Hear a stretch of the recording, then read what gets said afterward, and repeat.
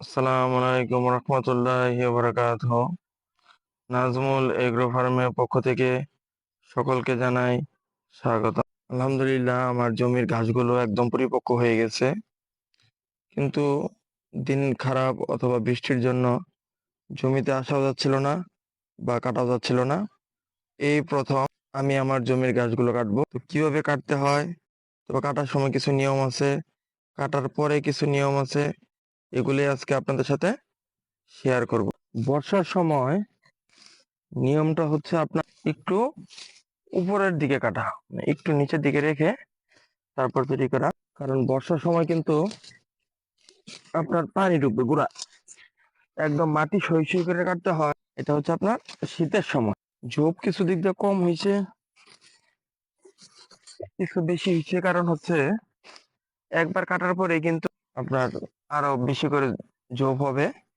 তবে সেই ক্ষেত্রে কিছু নিয়মকানুন রয়েছে। এক নম্বর হচ্ছে কাটার পরে মাঝখানে যে কেল আছে, তেলটা একটা কোদাল দিয়ে অথবা কিছু দিয়ে আপনার কূপ দিয়ে দিতে হবে।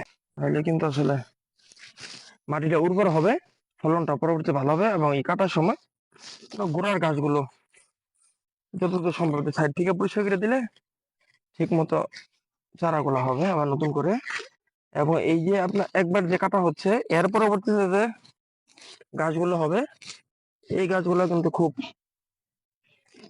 ছোপটা অনেক খুব সুন্দর হবে এবং বড় হবে। তাও মোটামুটি কিছু ছোপ আলহামদুলিল্লাহ একবার খারাপ হয়নি। আর আমি আপনার এই দেখেন, একটা গাছ একদম পরিপক্ক হয়ে গেছে এবং এই কাটিংটাও কিন্তু আপনারা লাগাইতে পারবেন চাইলে। এই শিকড় ছাড়া শুরু করছে। এই প্রথম লাগানোর পরে 3 মাস পরে গাছগুলো কাটছি। যেমন কাটার সময় দেখা যাচ্ছে এই যে দেখুন অনেক অনেক চারা, কিন্তু নতুন চারা হচ্ছে।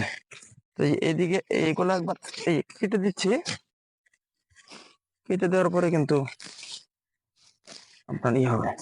তাই এইভাবে একটু গুঁড়াগুলা গাছগুলো টেনে একটু পরিষ্কার করে দিবেন, এতে করে আপনার কিন্তু ফলনটা খুবই ভালো হবে এবং ভালো একটা ফলন পাবেন।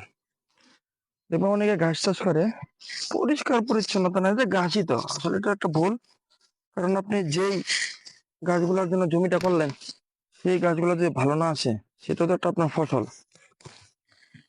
এই যে একদম গুড়া ঘেঁষে কাটাতে হবে, এইভাবে কাটবেন এবং গোড়া গাছগুলো এভাবে একটু টেনে তৈরি করে হালকা পরিষ্কার করে দিবেন। আর প্রতিদিন যে পরিমাণ গাছ কাটবেন, ওটার গোড়াগুলা প্রতিদিন একটু চেষ্টা করবেন কোদাল দিয়ে অথবা একটু নিড়ানি দিয়ে আছড়ে দেওয়ার জন্য। তাহলে কিন্তু আপনার কাজটা জমে থাকবে না।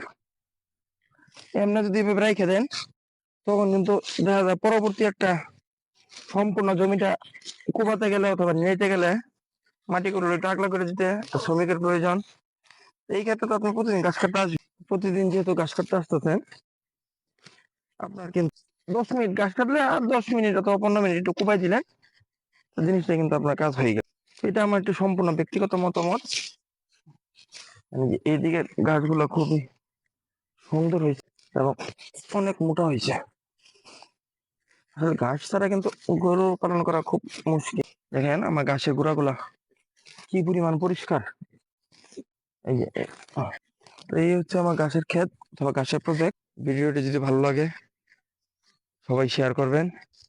আমার ফেসবুক পেজ থেকে দেখে থাকলে অনুরোধ থাকবে ফলো দেওয়ার জন্য। আর যদি আমার ইউটিউব থেকে দেখে থাকেন, সাবস্ক্রাইব করে রাখবেন। সকলে ভালো থাকবেন, সুস্থ থাকবেন। ধন্যবাদ সবাইকে।